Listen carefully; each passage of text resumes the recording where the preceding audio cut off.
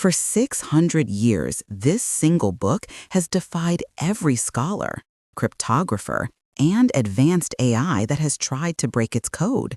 They call it the world's most mysterious text, and for good reason. But before we dive into its impossible secrets, we have to go back to where it all began, a candlelit scriptorium in early 15th century Italy. The science is settled on one point. Carbon dating confirms the vellum pages themselves were crafted during the peak of the Renaissance. Imagine Florence or Rome, a place bubbling with intellectual ferment, where alchemists mingled with poets, and new medicine was often shrouded in old magic. This was the perfect cultural incubator for an enigma like the Voynich Manuscript. Look closely at the pages. The stylistic elements, the costumes, the architectural details scream Italian Renaissance. But the text itself speaks an unknown language, and the illustrations look like nothing else from that era. Was this an experimental medical text, charting bizarre, undiscovered plants? Was it a coded treatise on alchemy designed to protect priceless secrets from the church or rival scholars? The need for secrecy was intense. Rumors persist that it was commissioned by some esoteric society, seeking to lock knowledge away behind an impenetrable wall of symbols. And here is a detail you probably never heard. It's not just the script that's strange. Even the ink adds a layer of impossible mystery. Analysis shows a rare recipe involving specific medieval egg tempera and metallic compounds. Who was the Renaissance artisan with the resources and skill to craft a book this unique, this expensive, only to fill it with gibberish? This leads us to the two fundamental possibilities. One, this is genuinely a profound coded repository of knowledge, the missing link of Renaissance science.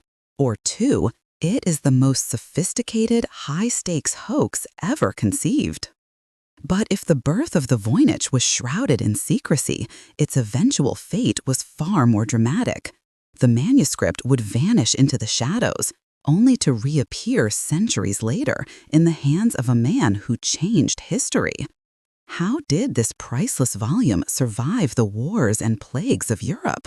And what secrets did its illustrations truly hold?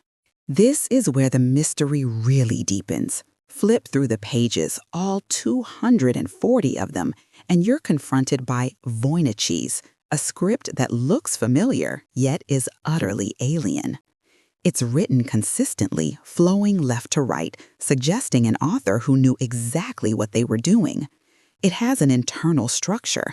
Certain characters appear more frequently than others, much like vowels in English. But when you apply every known linguistic analysis tool, every frequency test, every statistical model known to cryptography, it just collapses. For decades, scholars have argued over its nature. Is it a natural language, a forgotten dialect, or an extinct tongue written in a unique alphabet?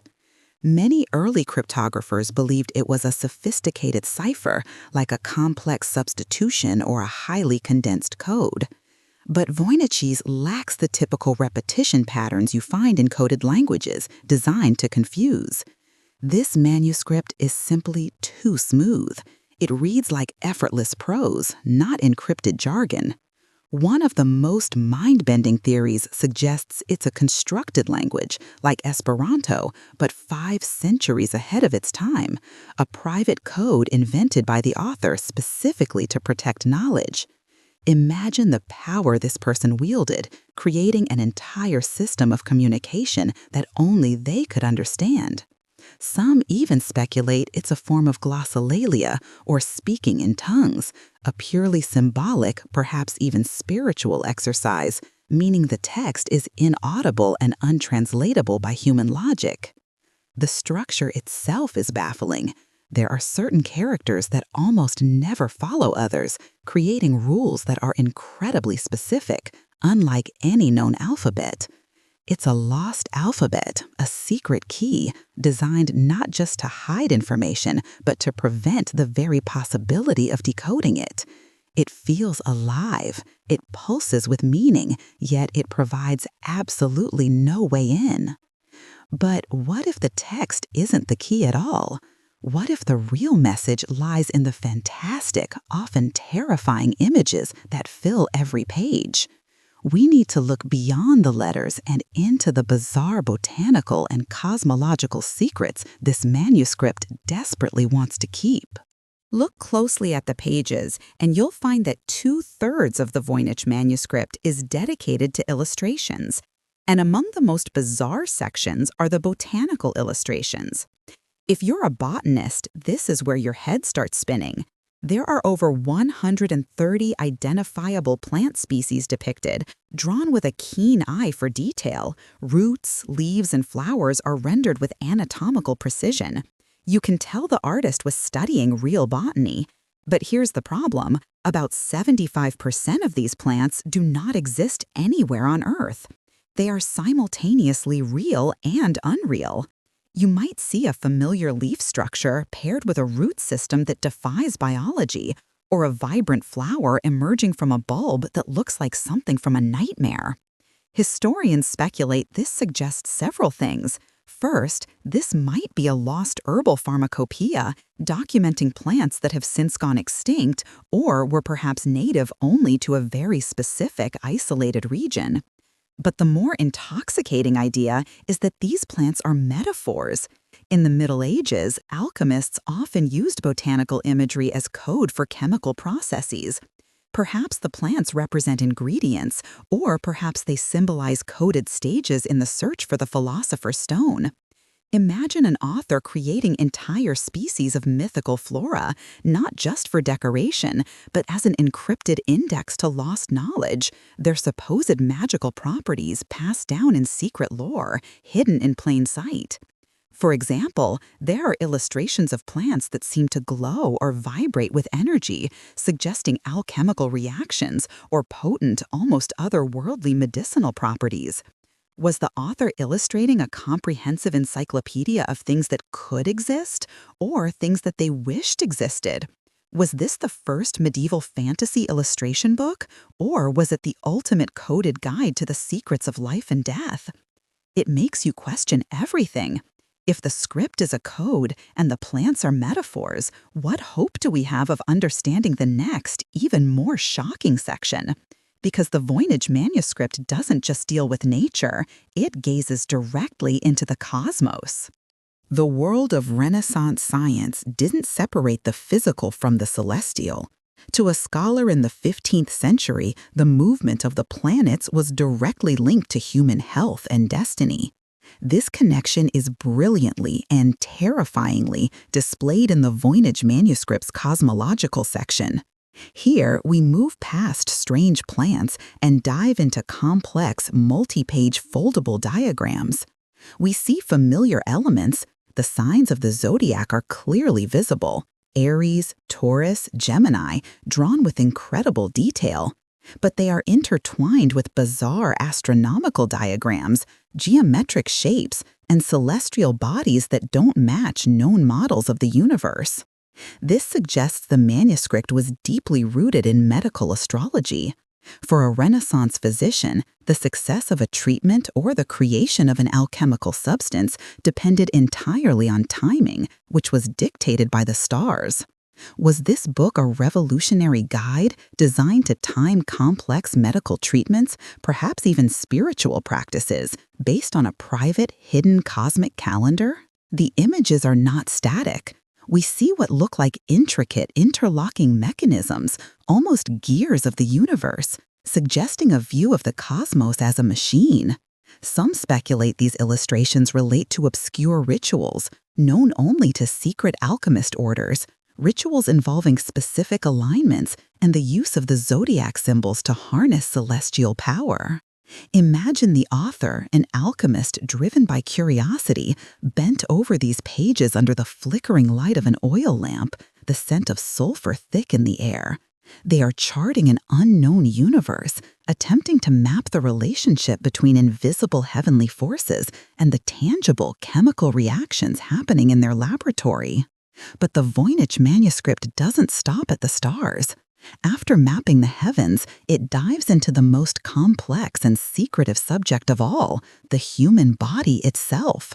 And this is where the illustrations become truly disturbing, offering a glimpse into a world of medieval obsession. For over a century after its creation, the Voynich Manuscript disappeared entirely, possibly hidden in a private collection or buried in a monastic library. Then, in the 1600s, it resurfaced in the intellectual melting pot of Prague, a city obsessed with alchemy and esoteric knowledge. Its owner was a passionate scholar and alchemist named Georg Berisch. Berisch was utterly fixated on the manuscript. He kept it hidden, perhaps in a plain wooden box etched with his own secretive alchemical symbols, fearful that its contents could be misinterpreted as heresy by the volatile authorities of the time.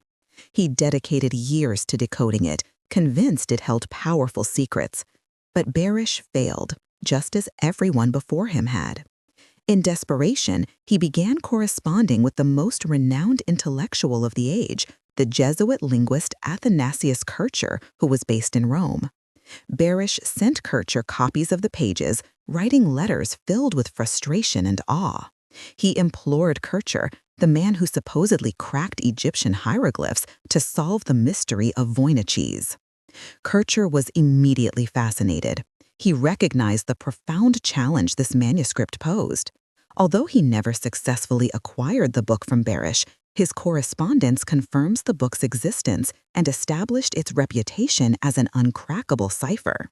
This exchange is crucial because it confirms that even the greatest minds of the 1700s considered the Voynich manuscript ancient and impossible to decipher. Berisch's motive was clear. He wasn't just solving a puzzle, he was chasing the ultimate power, knowledge protected by an unbreachable code. He believed, as we still do, that the manuscript was either a key to untold wealth and power or a dangerous family secret he needed to protect. Now, fast forward 2 centuries, the manuscript would disappear again, only to emerge in the most dramatic way possible, bought by the man whose name it now bears.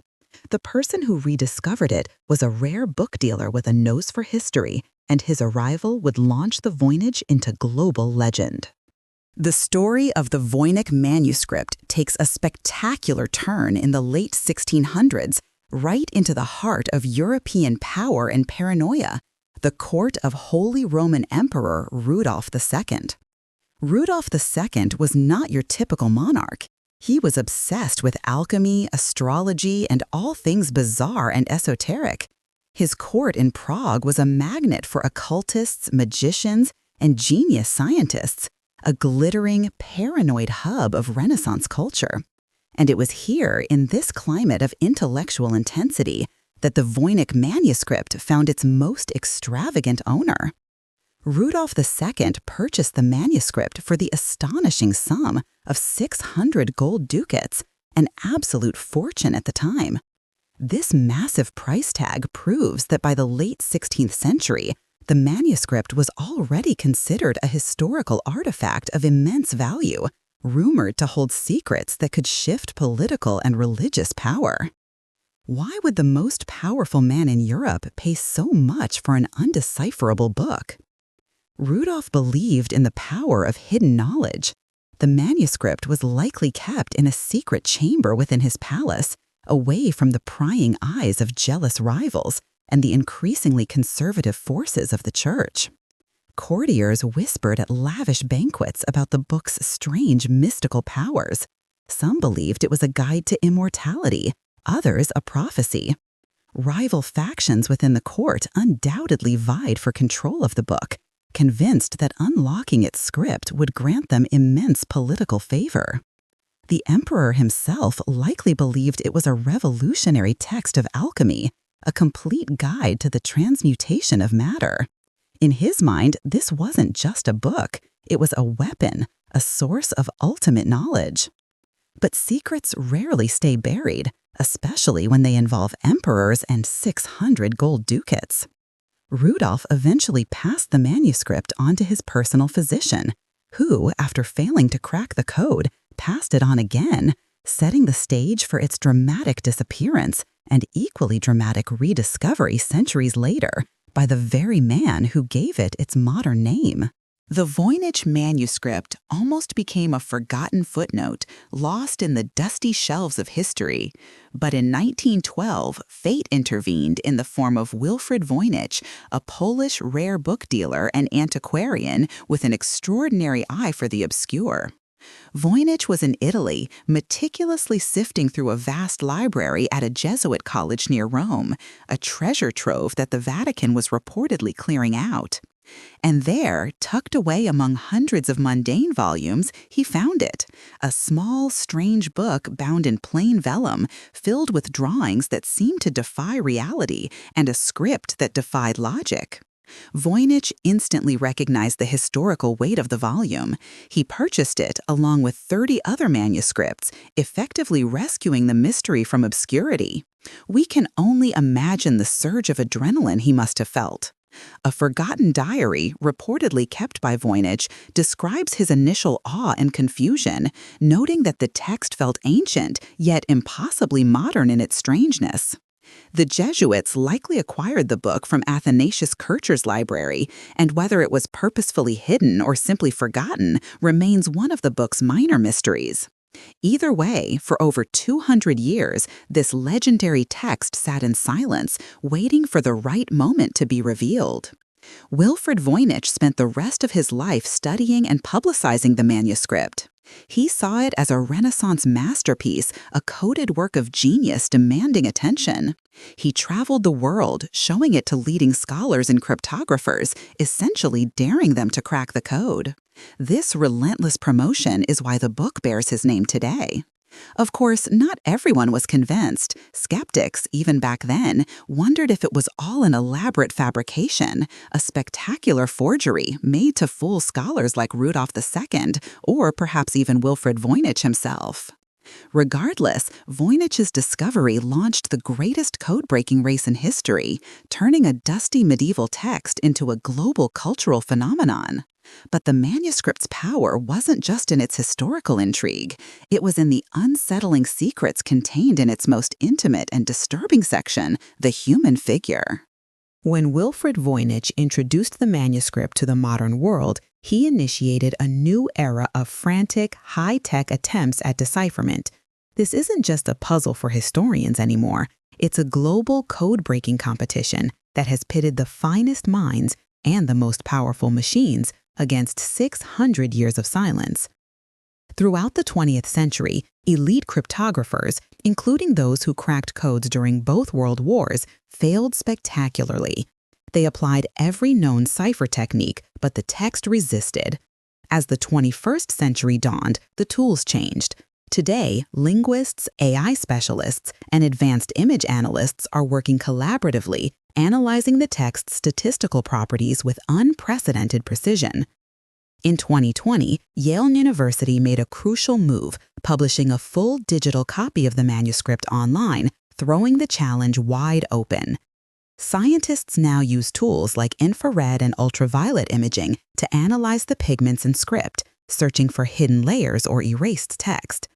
The most promising recent breakthrough came from AI pattern recognition, which helped confirm that the script follows linguistic laws, suggesting it is a language, constructed or otherwise, rather than random marks. There have even been partial, speculative translations of small sections, suggesting the text contains details about wound treatment and medicinal recipes, which ties back to the botanical illustrations. But the debates rage on. Some experts remain absolutely convinced it is a complex substitution cipher waiting for the one right key to unlock it all. Others argue it's an elaborate hoax, a masterpiece of gibberish designed to extract 600 gold ducats from a naive emperor. The most fascinating theory suggests it's a micrographic code, meaning the meaning isn't in the symbols themselves, but in tiny, almost invisible variations in the strokes of the pen. Imagine a lab full of experts, the glow of monitors reflecting off their faces, staring at screen images of the Voynich, realizing that the manuscript might be hiding in plain sight. The mystery is so profound, it's led many to wonder, who exactly created this masterpiece of deception or brilliance? And what possible motive could they have had for such an elaborate, life-consuming task? The truth about the Voynich manuscript is hidden behind three walls: history, science, and speculation. The most provocative theory is also the most dismissive, that the entire book is a magnificent 600-year-old hoax. The level of detail and consistency is staggering. If it's a hoax, the creator was a genius with too much time and money on their hands. Perhaps it was commissioned by an opportunist trying to cash in on Rudolph II's obsession with the arcane. But carbon dating confirms the vellum pages are genuine 15th century stock, making it a very old hoax, if nothing else. Then there is the camp that sees the manuscript as an impenetrable code. They believe it's a polyalphabetic cipher, a sequence of multiple codes designed to look like a natural language.